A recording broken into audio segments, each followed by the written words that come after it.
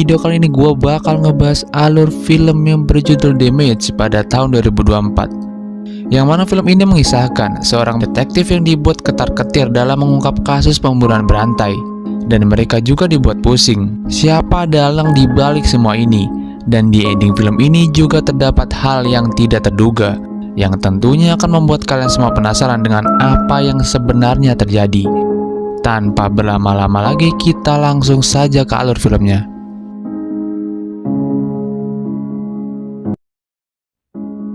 Berlatar di negara Skotlandia, pada malam itu film dibuka dengan perempuan cantik bernama Abigail. Di sana terlihat Abigail yang berjalan menuju rumahnya dan terlihat capek karena pekerjaannya. Tapi tiba-tiba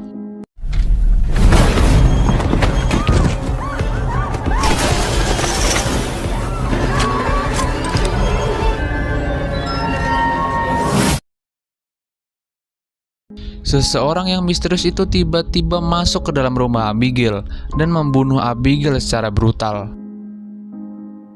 Beberapa jam kemudian kita diperlihatkan dengan ditemukannya seorang pria yang tewas dengan leher tergorok. Di situ juga kita diperlihatkan dengan detektif bernama Lawson. Diketahui kalau Lawson ini adalah detektif yang cukup terkenal karena selalu berhasil dalam mengungkap kasus-kasus kriminal. Melihat banyak tato yang menempel di tubuh pria itu, Lawson menduga kalau pria ini adalah gangster dan dibunuh oleh gangster yang lain. That should have known better. Tattoo, the name of a gang.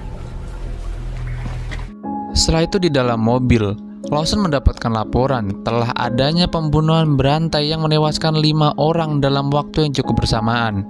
Lawson juga dibuat ketar-ketir, yang mana ketika melihat foto-foto para korban yang tubuhnya telah termutilasi, dan anehnya tubuh korban ini ditata sangat rapi dan membentuk seperti salib terbalik. You're gonna want to see this. I want in on this. Published any images of how the body. Di keesokan harinya, kita juga diperlihatkan dengan seorang detektif bernama Jet. Jet rupanya selama ini juga sedang mendalami kasus itu dan meminta Lawson untuk bekerja sama menyelesaikan kasusnya. Di sini juga terlihat Mary yang merupakan istri Jet yang terlihat khawatir karena Jet selalu bergadang untuk mendalami kasus pembunuhan ini. Jet dan Lawson kemudian bertemu di kantor polisi. Di sini kita juga diperlihatkan oleh kepala polisi bernama Kessler. Melihat hologram yang dipancarkan, terlihat semua mayat yang terpotong begitu rapi dan membentuk seperti simbol tertentu. Karena baru pertama kali mengungkap kasus yang seperti ini, Jet dan Kessler terlihat bingung apa maksud dari pembunuh ini memutilasi korbannya. Dengan analisa yang begitu cepat, Lawson menduga kalau pembunuh ini menganut sekte satanik dari kuil setan, karena simbolnya sama persis seperti tertatanya mayat-mayat korban. Dia juga mendapatkan laporan kalau para polisi yang lain mencurigai pelakunya adalah tetangga Abigail bernama Avery.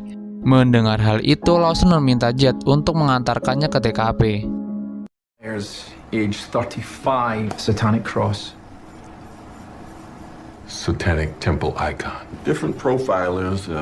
This is not textbook cult.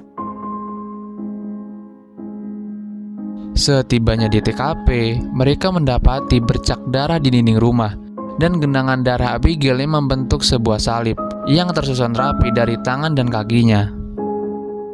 Lawson menduga kalau psikopat itu mengikuti Abigail jauh sebelum dari rumahnya. Dia juga memberikan foto kunci yang disinyalir milik psikopat itu, yang saat ini berada di forensik. Di tengah percakapan, tiba-tiba Avery datang dengan mobilnya. Jet kemudian menanyakan mengenai kasus yang terjadi pada Abigail. Karena memiliki sifat yang tertutup, Avery memilih untuk mengusir Jet tanpa adanya penjelasan apapun. You aware of what happened to your neighbour? Because it was found outside Abigail Myers. Dari kejauhan terlihat seorang wanita yang melihat Jet. Merasa curiga, Jet kemudian menuju rumahnya. Mengetahui Jet ini adalah seorang polisi, wanita itu menyuruhnya untuk masuk ke dalam. Wanita itu menjelaskan kalau Avery ini adalah seorang pria yang sangat tertutup kepada orang lain. Wanita itu kemudian bercerita Pada suatu waktu dirinya melihat Avery yang sangat marah karena ada yang melempar telur di mobilnya. Saat itu tidak ada orang lain kecuali Abigail yang berada di dekat mobilnya. Avery menuduh Abigail sebagai pelakunya dan terjadilah cekcok di antara mereka berdua.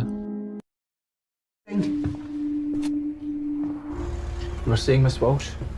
He accused Abigail and that, I mean, it might not mean anything, but Karena penasaran dengan keterangan yang diberikan oleh wanita itu, di malam itu juga Lawson dan Jed ingin kembali menemui Avery di rumahnya. Namun di sini Avery terlihat berlari menghindari mereka berdua.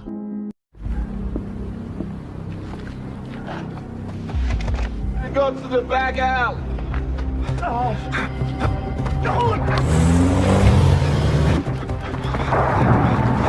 Kill Abigail Myers! Jed menanyakan apakah Avery ada hubungannya dengan tewasnya Abigail. Avery yang sudah terpojok mengaku kalau dirinya bukanlah orang yang mereka cari. Avery berlari karena mengira mereka berdua adalah debt collector yang akan menagih uangnya. Hal ini bisa dibuktikan dengan rekaman di mobilnya yang tidak ada di rumahnya pada saat kejadian itu. Mendengar hal itu, tentu dua detektif ini semakin bingung. Sebenarnya apa dibalik motif psikopat ini dan memilih untuk pergi. Terungkap fakta kalau sebenarnya Mary ini telah berselingkuh dari Jed, dan Jed mengetahui hal itu. Namun karena tak ingin rumah tangganya hancur, Jed memilih untuk diam dan tetap mencintai Mary istrinya. Di malam itu juga pembunuh berantai itu kembali melakukan aksinya dengan membunuh korban selanjutnya yang merupakan seorang wanita bernama Grace yang sedang bersantai di rumahnya. hang on, I'm coming.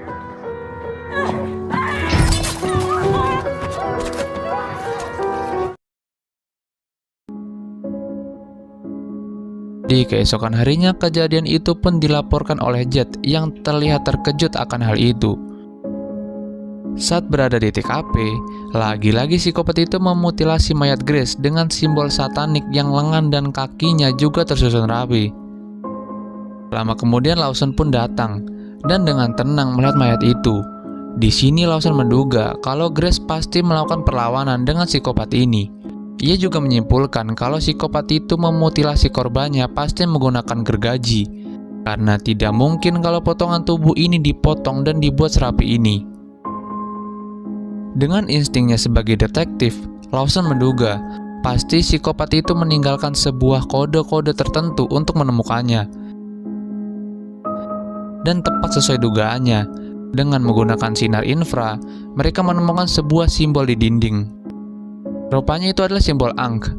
Lawson kemudian menjelaskan kalau ini merupakan simbol pada zaman Mesir kuno, yang berarti kunci gerbang kehidupan menuju ke alam keabadian. Ia menduga kalau psikopat ini bukan hanya membawa simbol satanik, tapi juga membawa aliran sesat pada setiap aksinya. Tentu di sini Jed semakin penasaran dan meminta Lawson untuk kembali ke tempat Abigail. Jed mencurigai kalau psikopat itu pasti juga meninggalkan jejak pada pembunuhan Abigail. I got something. Ankh. It's the Egyptian. Why do these serial killers always... Because he's left a trail. Di dalam perjalanan terlihat Jed yang begitu sedih dan bercerita kepada Lawson karena di samping ia menangani kasus yang sangat membingungkan ini, hatinya begitu hancur karena anak mereka telah meninggal, ditambah dengan Mary yang sudah berselingkuh darinya, membuat beban di kepalanya bertambah berkali-kali lipat. Namun Lawson tak memberikan sepatah kata apapun kepada Jed. Sesampai di rumah Abigail, mereka memeriksa sekitar dan mencurigai dengan sebuah buku yang berada di atas lilin.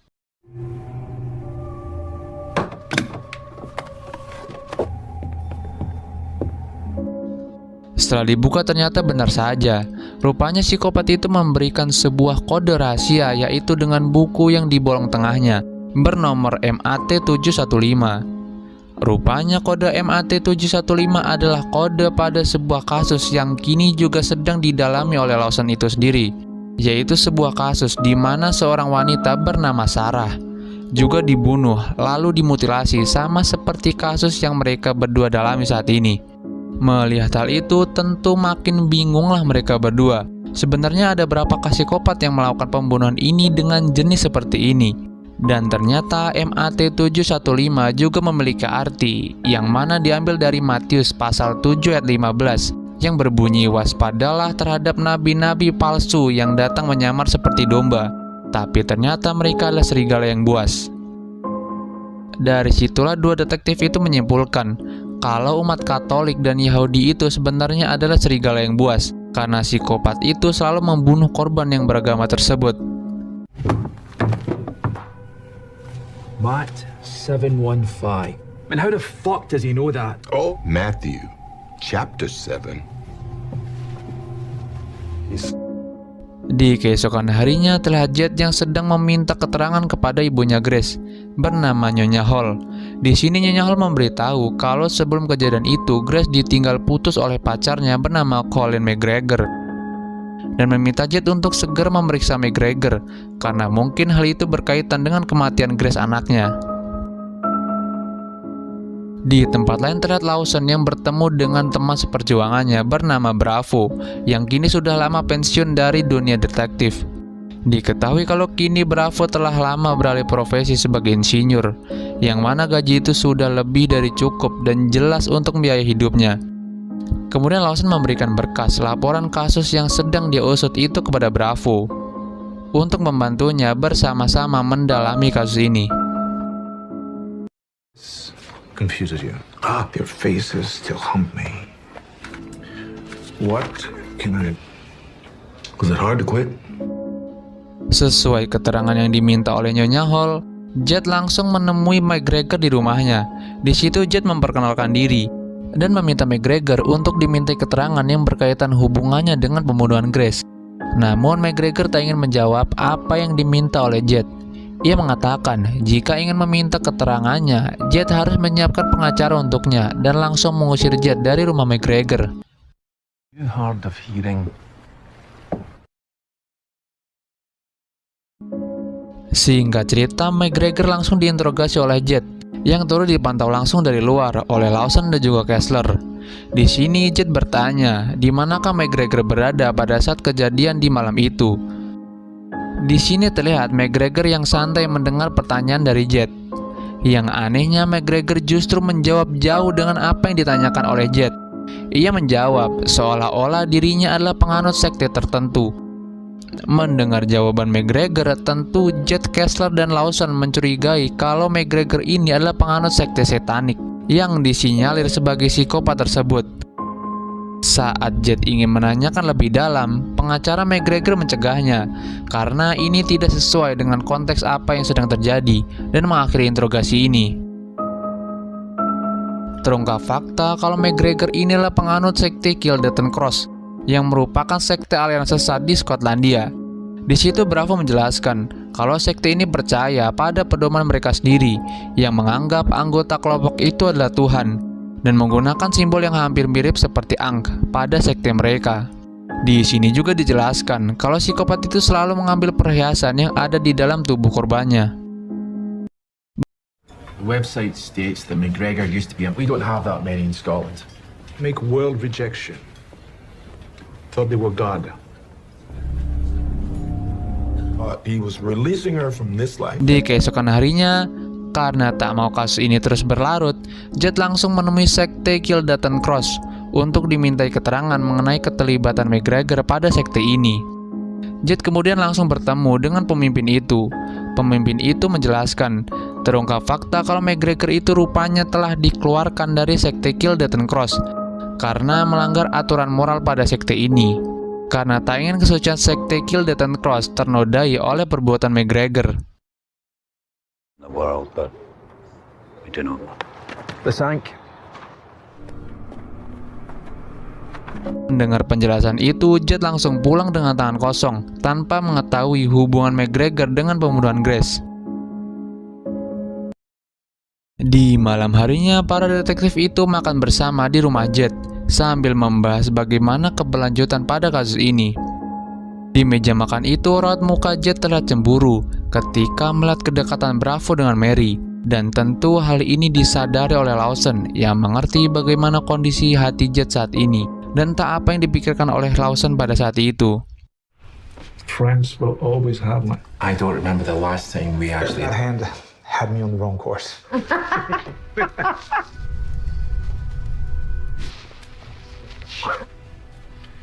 No problem. It's all about the film.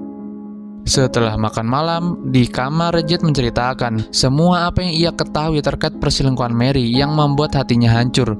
Di sini Jet ikhlas, terserah Mary apakah ia ingin tetap bersamanya atau tidak. Mendengar hal itu, Mary sebenarnya juga menyesali apa yang ia perbuat dan dirasa ini adalah waktu yang tepat untuk mengatakan hal itu. Karena sudah ada keterbukaan dan kejujuran di antara mereka, mereka memutuskan untuk berdamai. We don't talk about Callum anymore. And I miss us. Beberapa hari kemudian, setelah mencari beberapa saksi terkait pembunuhan berantai di 2 TKP yang berbeda, saksi itu melaporkan kalau ia pernah melihat McGregor yang berkeliaran di malam harinya sebelum korbannya tewas. But delivery men, they usually drive of something that happened a couple of days before.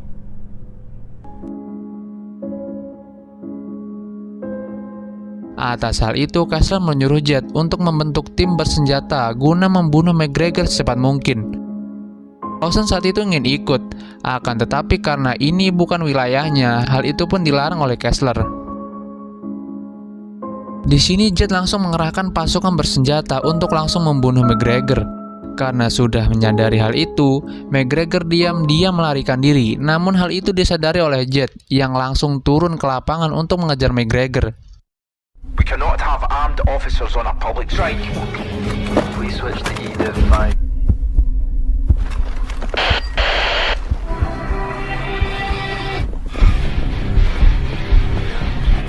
Permission to move in, ma'am.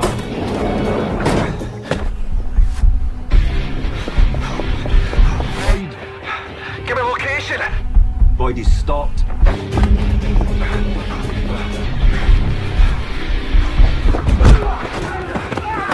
Dengan kerjasama tim yang bagus, Jet akhirnya berhasil meringkus McGregor.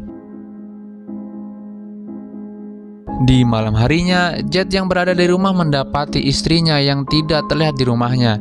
Sampai Jet mulai menelpon Mary. Rupanya suara ponsel itu masih berada di rumahnya.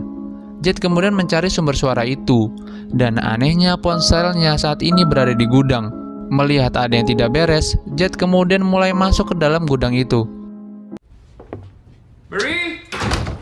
Marie? Marie?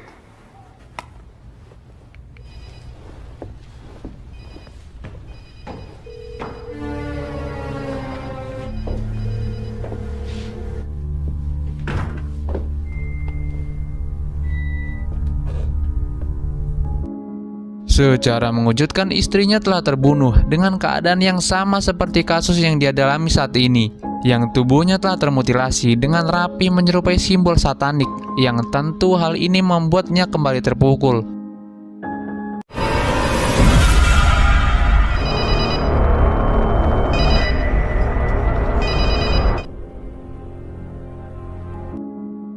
Hingga di keesokan harinya dirinya dibuat syok, yang mana bagian tubuh istrinya telah ditemukan yang terletak tak jauh dari rumahnya. Karena hal itu, Jet langsung menemui McGregor yang saat itu sedang diinterogasi, yang diduga sebagai pelaku pembunuhan istrinya. Saat itu McGregor terlihat santai melihat kemarahan Jet. Di sini juga Lawson mengambil alih situasi dan menenangkan Jet untuk selalu berpikir jernih. Karena bukti-bukti yang dikumpulkan belum begitu kuat, sangat disayangkan McGregor kembali lolos dan kembali dilepaskan. Di malam harinya di suatu bar, Lawson tidak mau melihat temannya itu putus asa. Ia terus memotivasi Jet kalau mereka cepat atau lambat pasti akan menemukan psikopat itu yang sebenarnya. Disitulah kita bisa tahu, ternyata pembunuhan pertama pada kasus ini adalah pembunuhan istrinya Lawson, yang ternyata adalah Sarah itu sendiri, yang merupakan kasus dengan kode 715 yang sedang Lawson dalami juga. Lawson mengatakan kepada Jet, untuk menemukan siapa psikopat itu, diperlukan pikiran yang jernih untuk mengungkap kasus ini. Every lead gets back to him. Calm down and figure this out, my life. Tonight, we mourn. Beberapa waktu kemudian, Jet menceritakan kepada Bravo mengenai interogasi yang telah mereka lakukan kepada McGregor. Jet mengatakan kalau McGregor pernah bertemu seseorang saat dirinya berada di London, dan orang itu menceritakan kasus yang sama persis seperti kasus yang dialami saat ini. Namun sayangnya saat itu McGregor lupa bagaimana wajah dan nama orang itu, yang intinya sama kalau orang itu sangat membenci agama, terutama Yahudi dan juga Katolik. Mendengar hal itu, Bravo menyuruh Jet dan juga Lawson untuk kembali menginterogasi paksa McGregor. Di tempat lain, McGregor terlihat sedang minum-minum di suatu bar. Tak lama McGregor kabur dari bar itu karena dia ditagih pembayaran minuman oleh seorang pelayan di sana.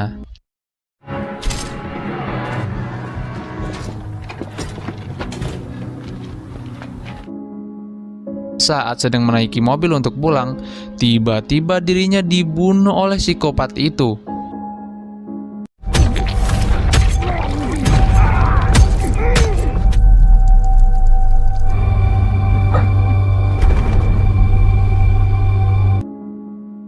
Di keesokan harinya, terlihat Jet sendirian yang mengunjungi tempat McGregor. Ia terlihat membawa kunci dari forensik yang ia dapatkan dari TKP Abigail. Tanpa diduga, kunci itu dapat membuka pintu gembok gudang McGregor. Tapi sebelum itu, dia memeriksa rumahnya yang tak jauh dari gudang itu.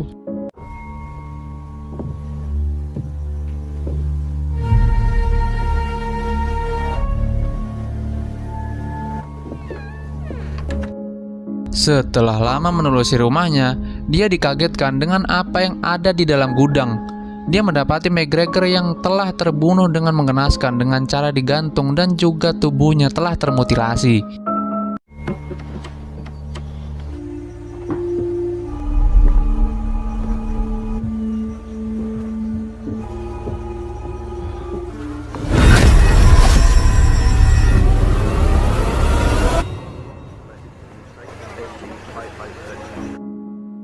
Tentu dua detektif ini malah semakin bingung, apalagi Jet.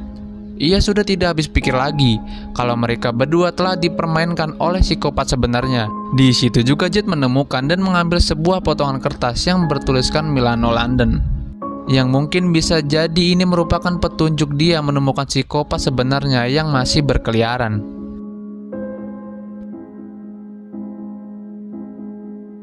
Akhirnya Lawson yang penasaran mulai mencoba mencari petunjuk lain dengan menelusuri pekerjaan McGregor. Alangkah terkejutnya Lawson ketika melihat foto McGregor bersama dengan Bravo, yang artinya di sini Bravo ternyata sudah mengenal McGregor sebelumnya. Tak lama kemudian panggilan telepon masuk, yang ternyata itu adalah Bravo. Dia kini sedang berada di mobil dan menuju perjalanan ke rumah Lawson. Di waktu yang sama, Jet penasaran dengan potongan kertas yang ditemukannya pada saat itu di tempat McGregor. Alangkah terkejutnya dia ketika melihat foto yang dikirimkan oleh Lawson, yang mana tulisan itu ternyata sama seperti potongan kertas yang bertuliskan Milano London. Dia yakin pasti psikopat yang sebenarnya adalah Bravo. Kemudian Jet langsung bergegas menuju rumah Lawson karena dia memiliki firasat yang buruk mengenai hal ini.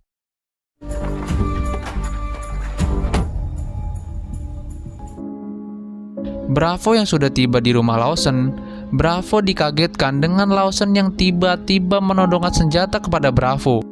Di sini Bravo bingung apa yang sebenarnya terjadi. Of my life and you killed for 18 years here. I mean, not about Sarah. I would be blamed. Terungkap fakta yang sebenarnya kalau psikopat yang asli adalah Lawson itu sendiri. Jadi gini teman-teman ya, flashback jauh sebelum Lawson menangani kasusnya bersama Jet. Ternyata dalang dibalik pembunuhan Sarah adalah Lawson itu sendiri, yang cemburu karena istrinya berselingkuh dengan pria lain. Dengan kejinya, Lawson memutilasi tubuh istrinya dan membentuk tubuh itu seperti simbol-simbol sekte agar kasusnya dapat mengecoh para polisi, dan mengajukan diri sebagai detektif pada kasusnya sendiri agar tidak terlalu tercium oleh detektif yang lain. Bukan hanya itu saja, Lawson juga membunuh orang-orang yang terlibat langsung dalam perselingkuhan istrinya itu. Di sini juga mengapa Abigail dan Grace juga terbunuh, karena dia juga terlibat langsung dalam perselingkuhan istrinya Lawson dan membunuh mereka secara brutal dengan mengenaskan seperti itu. Pantas saja saat Lawson menangani pembunuhan dengan jenis seperti ini, dia terlihat tenang, dan selalu dia yang dapat mengartikan kode-kode dari psikopat itu. Karena Lawson sendirilah sebenarnya psikopat itu, yang selama ini tidak disadari sama sekali oleh Jet, kalau orang yang dia cari selama ini sebenarnya berada di sampingnya. Seperti serigala berbulu domba yang dikatakan pada Matius pasal 7 ayat 15. Lantas, apa hubungannya dengan kematian Mary dan juga McGregor? Jadi gini teman-teman ya, rupanya kasus pembunuhan berantai itu sudah sangat viral di Skotlandia. McGregor ternyata memiliki gangguan mental pada perilaku moralnya, yang mana dirinya harus dikeluarkan dari sekte Kilderton Cross. Dia sebenarnya telah mengamati kasus pembunuhan berantai ini sejak lama, dan ingin melakukan hal yang sama seperti psikopat itu, namun belum ada target yang pas menurutnya yang dia bunuh. Kemudian datanglah Jet yang terus mengganggu kehidupannya. Lantas terbesit di pikiran McGregor untuk membunuh istrinya Jet, yaitu Mary, dan memutilasinya secara brutal, sama seperti yang Lawson lakukan. Karena hal itu juga membuat dirinya terbunuh oleh Lawson, yang merupakan psikopat yang sebenarnya. Lawson tidak mau karya seninya tersaingi oleh orang lain. Itulah mengapa dirinya menggantung tubuh McGregor di gudangnya sendiri. Sepertinya karena istrinya ini membuat Lawson mengalami gangguan jiwa. Akibatnya membuat Lawson merasa senang ketika membunuh orang lain. Mendengar fakta yang sebenarnya, Bravo terkejut. Dia sangat-sangat tidak menyangka kalau hal ini bisa dilakukan oleh sahabatnya itu. Dan tiba-tiba Lawson menembak Bravo dan membuatnya tewas terbunuh. I tortured myself because I could, and it's deep. Tak lama kemudian datanglah Jet. Ia mengira Bravo adalah psikopat sebenarnya. Dia terkejut ketika melihat Bravo yang sudah tewas tertembak. Setelah kepergian Lawson, dia baru menyadari kalau psikopat sebenarnya adalah Lawson itu sendiri. Dia semakin yakin ketika melihat foto-foto korban pembunuhan sebelumnya dan perhiasan istrinya. Atas itulah Jet langsung mengejar Lawson yang kabur melarikan diri, dan terjadilah kejar-kejaran di antara mereka berdua.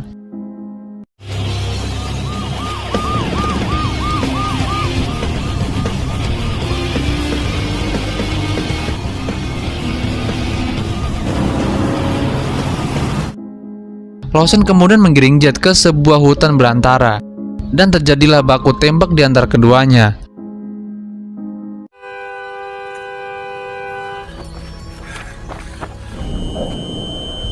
Lawson!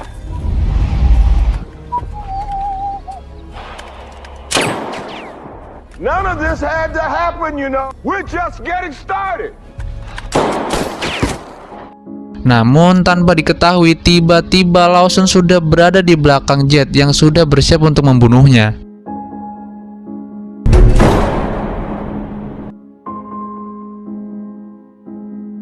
Di ending film tampaknya Lawson tidak berniat sama sekali untuk membunuh Jet dan memilih untuk melarikan diri dari kejarannya. Di sini juga terlihat Jet dan seluruh polisi di Skotlandia terus memburu Lawson dan memeriksa orang-orang yang berada di pelabuhan, stasiun, dan juga bandara. Karena begitu rumitnya kasus ini, Interpol juga harus turun tangan untuk membunuh Lawson. Hingga saat ini psikopat Lawson itu masih berkeliaran dan akan membunuh korban selanjutnya dengan cara jeniusnya. Dan film pun tamat.